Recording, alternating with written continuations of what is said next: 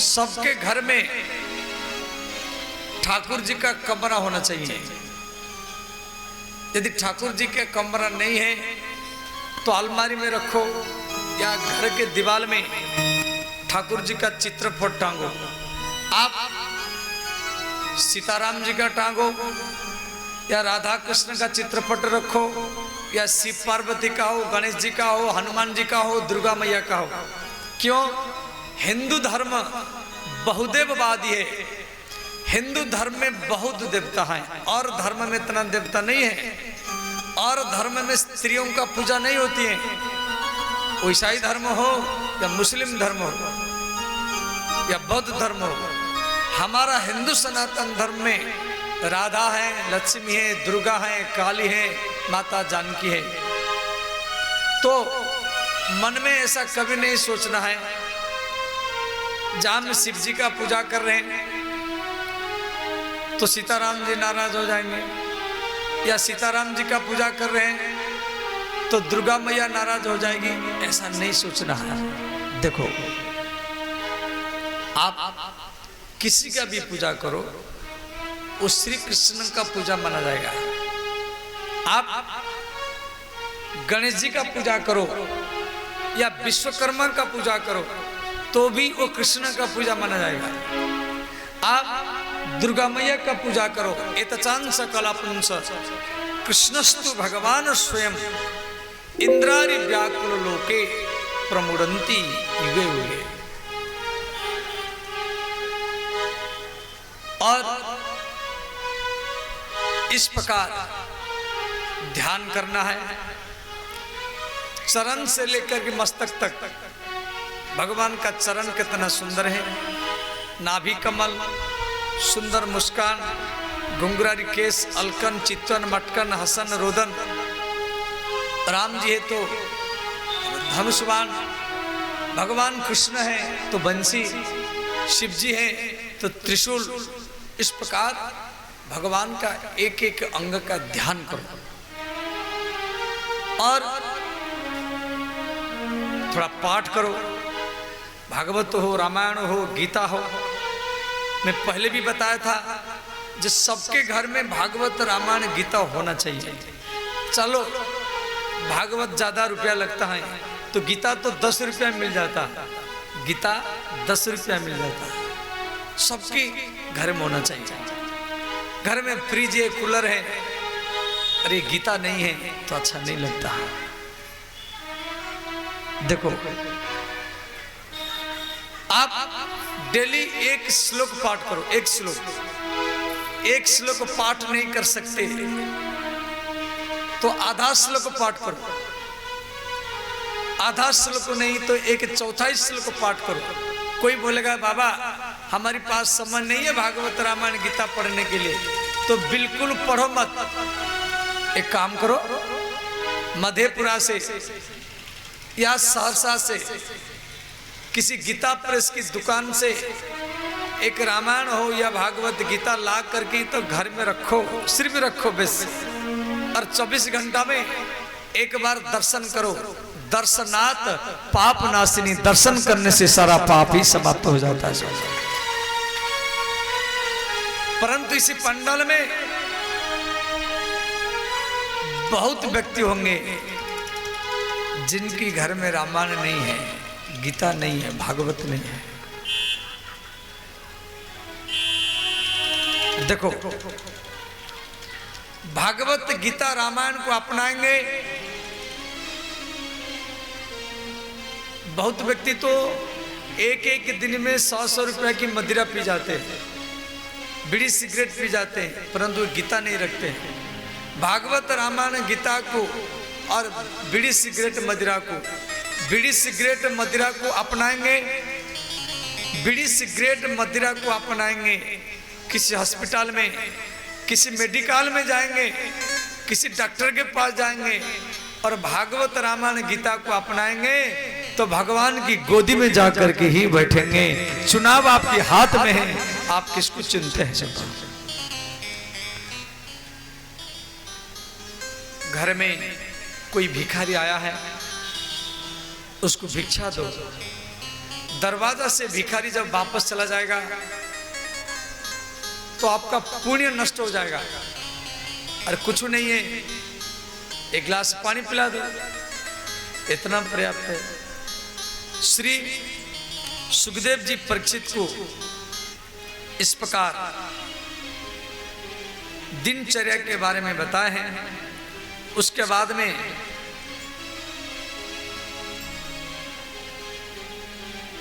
जिसको प्रतिष्ठा चाहिए इसको यज्ञ करना चाहिए, और जिसको निरोग चाहिए वो अश्विनी कुमार का पूजा करना चाहिए,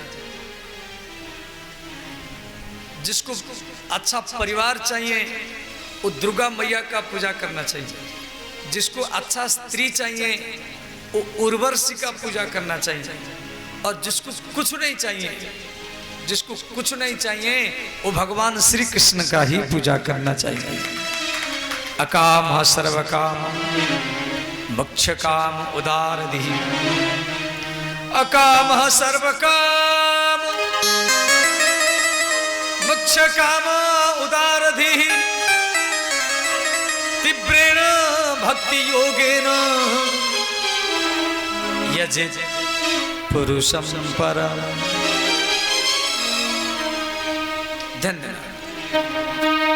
भागवत धर्म कहती हैं, आप जो ध्यान देना,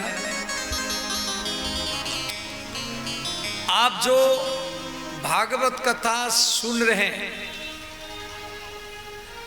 कान में भागवत कथा सुन रहे हैं, अर्थात कान के द्वारा भगवान का पूजा कर रहे हैं।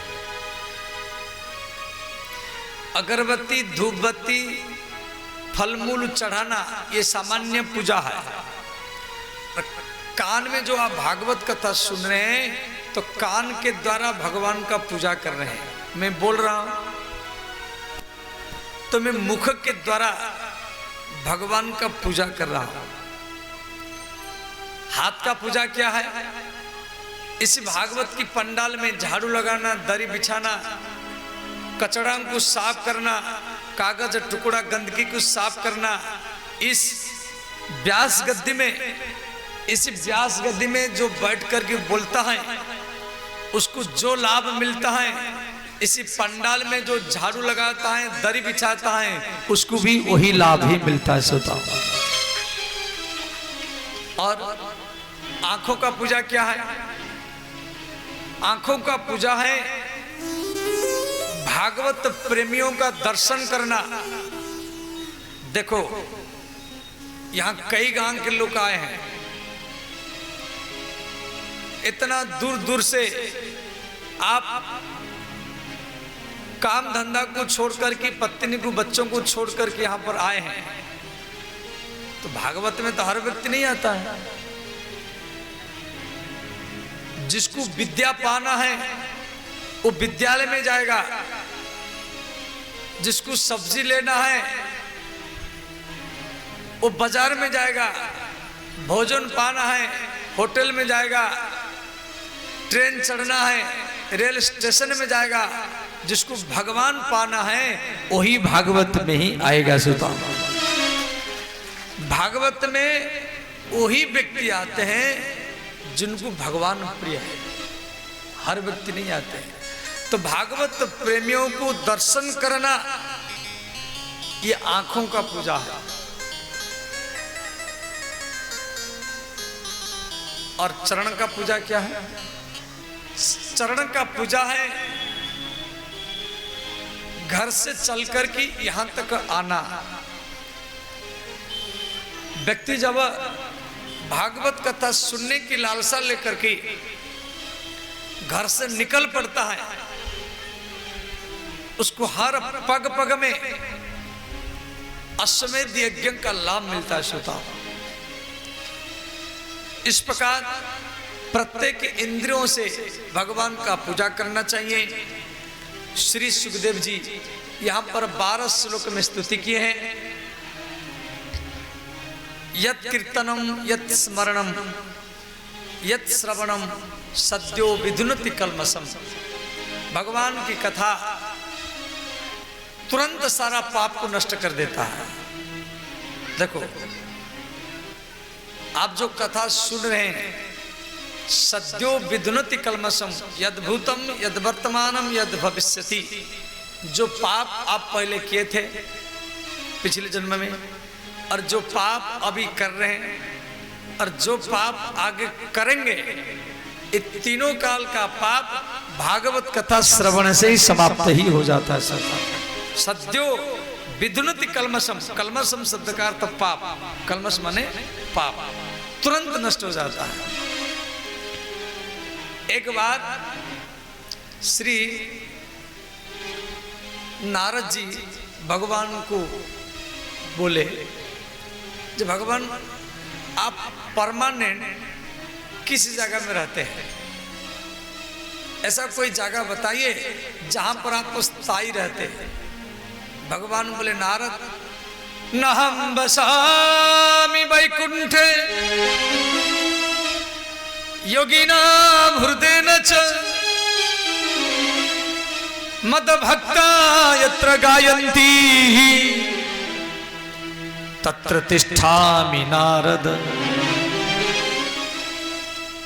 इस श्लोक का अर्थ है, भगवान बोले हैं नाहं बसामि वैकुंठे, मैं वैकुंठ में नहीं रहता हूं,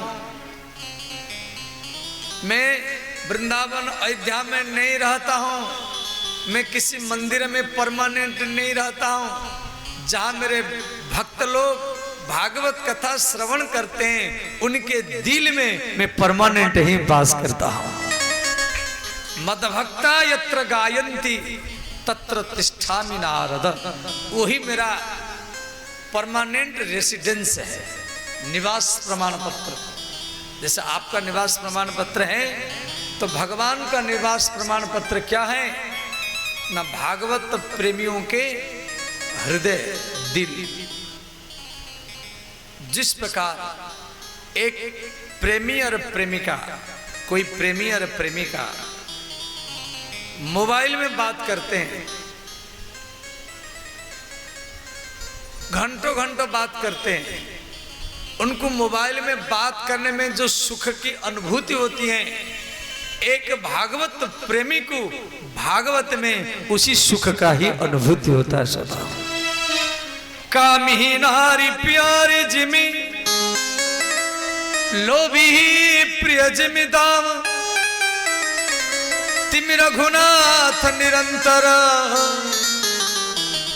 प्रिय लागहु मोहि राम। तो श्री सुखदेव जी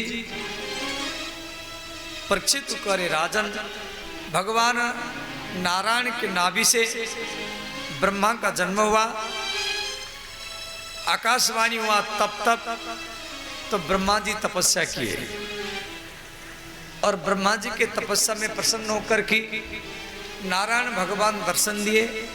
तो नारायण भगवान ब्रह्मा को बोले, ब्रह्मदेव आप सृष्टि रचना कीजिए। ब्रह्मा जी बोले, मैं सृष्टि तक करूंगा, सृष्टि करने के बाद में मेरे मन में कोई अहंकार ना आए, अभिमान ना आए,